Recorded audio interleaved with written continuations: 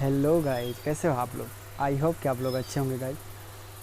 Friend, आज हम पढ़ने वाले हैं छठी कक्षा की विज्ञान की पाठ्य पुस्तक, जो कि पहला चैप्टर होने वाला है और ये एग्ज़ाम के दृष्टिकोण से काफ़ी इम्पोर्टेंट साबित होने वाला है। चलिए आज हम चलते हैं पहला क्वेश्चन की ओर। दोस्तों, पहला क्वेश्चन जो होने वाला है वो है, देखेंगे क्या सभी जीवों को एक ही प्रकार की भोजन की आवश्यकता होती है। क्वेश्चन को फिर से हम रिपीट कर रहे हैं, सुनेंगे आप ध्यान से। क्या सभी जीवों को एक ही किस्म की भोजन की आवश्यकता होती है? तो इसका सही जो आंसर होने वाला है, जो मैंने काफ़ी सटीक उत्तर देने का कोशिश किया हूँ, तो वो होगा दोस्तों नहीं। अगर मैं बात करूँ सभी जीवों की, तो वो सभी जीव जो होंगे वो सभी जीव एक ही किस्म के भोजन नहीं कर सकते, क्योंकि किसी जीव की बनावट कुछ अलग प्रकार की होती है, किसी जीव की बनावट कुछ और अलग किस्म की होती है। कुछ जीव का रहन सहन, जो आवास स्थान होता है, उसके अनुसार भी खान पान में भिन्नता देखने को मिलती है। दोस्तों, इसमें जो है उत्तर जो है तो ये होगा नहीं, सभी जीवों को अलग अलग किस्म की भोजन की आवश्यकता होती है ना। वे विभिन्न प्रकार की भोजन अपने शारीरिक बनावट, आवास, आंतरिक अंगों के आधार पर ग्रहण करते हैं, और विभिन्न प्रकार के खाद्य पदार्थों के ग्रहण करने के आधार पर जीवों को जो है दोस्तों 3 प्रकार में बांटा गया है। जीवों को 3 भागों में बांटा गया है। तो वो 3 भाग जो हैं वो है, पहला शाकाहारी, जो केवल पादप और पादप के उत्पाद खाते हैं। दूसरे जो है मांसाहारी हैं, जो केवल जंतु के उत्पाद खाते हैं। तीसरा जो है वो है सर्वाहारी। सर्वाहारी से ये काफ़ी स्पष्ट हो रहा है कि ये जो है सभी प्रकार के, जैसे मांस भी खा लेते हैं और पादप भी खा लेते हैं जैसे कि घास फूस भी खाते हैं, उसमें जो है मांस भी खा लेते हैं। तो इस प्रकार के जो जीव हैं वो सर्वाहारी जीव कहलाएंगे। अगला क्वेश्चन जो है दोस्तों वो है, खाद्य पदार्थ के 2 मुख्य स्रोतों के नाम लिखना है। खाद्य पदार्थ के 2 मुख्य स्रोत जो हैं वो कौन कौन से हैं? तो आइए देखते हैं। तो वो खाद्य पदार्थ के 2 मुख्य स्रोत जो हैं वो है पादप और जंतु। खाद्य पदार्थ के 2 मुख्य स्रोत कौन कौन से हैं? पादप और जंतु। खाद्य पदार्थ में 2 मुख्य स्रोत जो हैं वो पादप और जंतु हैं। जैसे कि हम लोग जंतुओं से जो प्राप्त होता है भोज्य पदार्थ, जैसे कि दूध हो गया, मांस हो गया, अंडा हो गया, ये सब जंतु स्रोत में आ गया। इसमें जो है जंतुओं से प्राप्त होता है। पादप की बात करें तो जैसे कि घास हो गया, सब्जी हो गया, कद्दू हो गया, विभिन्न प्रकार की सब्जियां जो हैं वो जो हैं पादप के स्रोत में आएंगे। तो अगला जो क्वेश्चन है, हम अगले क्वेश्चन की ओर चलते हैं।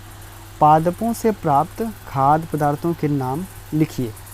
पादपों से खाद्य पदार्थ वे कौन कौन से होंगे? पादपों से खाद्य पदार्थ अगर उसकी बात की जाए तो पादप में विभिन्न प्रकार की सब्जियां, फल फूल आते हैं। जैसे कि इसमें लिख रखा है मैंने, सभी प्रकार के अनाज, जैसे गेहूं, चावल, मक्का, है ना, मटर हो गया, फल हो गया जैसे आम, नारंगी, संतरा, इसमें सभी प्रकार के फल आ सकते हैं।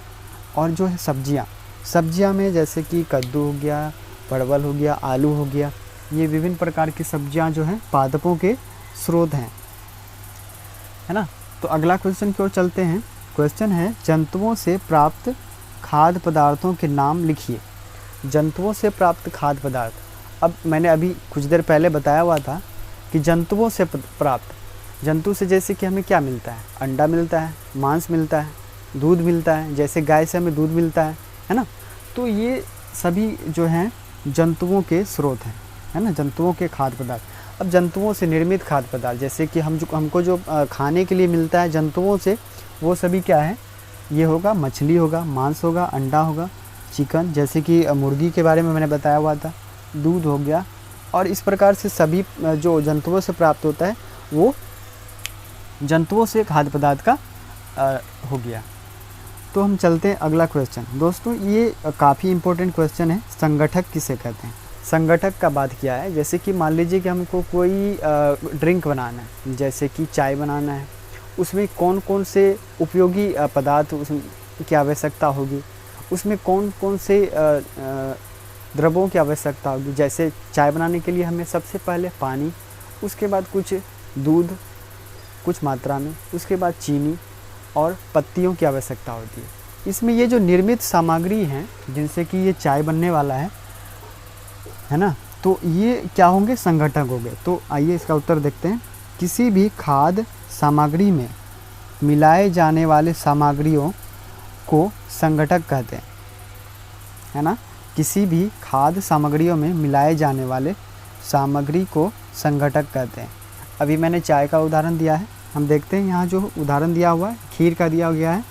तो दूध देखिए दोस्तों, दूध, चावल, चीनी और पानी, इनसे क्या निर्मित हो सकता है, ये खीर बन सकता है ना। ये खीर का संघटक है ना दोस्तों। तो मैंने समझाने का कोशिश किया संघटक क्या है। आप लोगों को आशा है कि आप लोग बहुत अच्छे तरीके से समझ रहे होंगे, और आपको जो भी डाउट होंगे आप नीचे कमेंट बॉक्स में डाउट पूछ सकते हैं। दोस्तों संघटक हो गया। इसके बाद एक बहुत ही खास इम्पोर्टेंट क्वेश्चन जो है वो है अंकुरन। अंकुरन क्या है दोस्तों? अंकुरन किसी भी पौधे से, किसी भी पौधे में शिशु पौधे का उगना, किसी भी छोटे बीज में शिशु पौधे का उगना, वो अंकुरन कहलाता है। जैसे मान लीजिए हमको क्या, जैसे कि एक धान का बीज है, धान को मैंने क्या किया, सबसे पहले पानी में बुआई किया। बुआई करने के बाद उसमें जो भी छोटा सा शिशु पौधा जो उत्पन्न होता है, या फिर हम यूँ कह ले जैसे कि हम चना को भिगोकर पानी में रख देते हैं, मूंग को भिगोकर पानी में रख देते हैं। उसके बाद जो 24 आवर्स या 12 आवर्स में जो भी उसमें से कुछ कण, छोटे छोटे से आप जो कण देख रहे होंगे, तो वो क्या है, अंकुरन है। उसमें से क्या हो रहा है, उसका वो अंकुरित हो रहा है, पौधे का जो है अंकुरन हो रहा है। तो इसे ही हम क्या कहते हैं, अंकुरन कहते हैं। बीजों से शिशु पौधे का उगना अंकुरन कहलाता है। क्या हो रहा है, बीजों से छोटे छोटे बीज जो है, उसको जो मान लीजिए मकई है, तो वो भी क्या है, उनसे जो भी उत्पन्न शिशु पौधे उत्पन्न हो रहे हैं, उसे हम क्या कहेंगे, अंकुरन कहेंगे। लास्ट और इम्पोर्टेंट क्वेश्चन जो है ये सीरीज का, तो ये है मकरंद किसे कहते हैं। दोस्तों मकरंद, या इसे हम निकेटन भी कहते हैं। क्या कहते हैं दोस्तों, निकेटन। तो इसका क्वेश्चन का आंसर जो है, मधुमक्खियों द्वारा इकट्ठा की गई मीठे फूलों के रस। मधुमक्खी आप लोग तो देखे होंगे, आपके गांव घर आसपास में कहीं ना कहीं तो होंगे ही। तो वो जो मधुमक्खी का काम क्या है, वो मीठे फलों से, मीठे मीठे फल फूलों से क्या करता है, रस को इकट्ठा करके अपने छत्तों में क्या करता है, रख लेता है ना। मीठे रस को इकट्ठा करके छत्तों में रख लेता है, इसी को मकरंद कहते हैं। अब कोई भी चीज़ है उससे बनने में तो काफ़ी समय लगता है।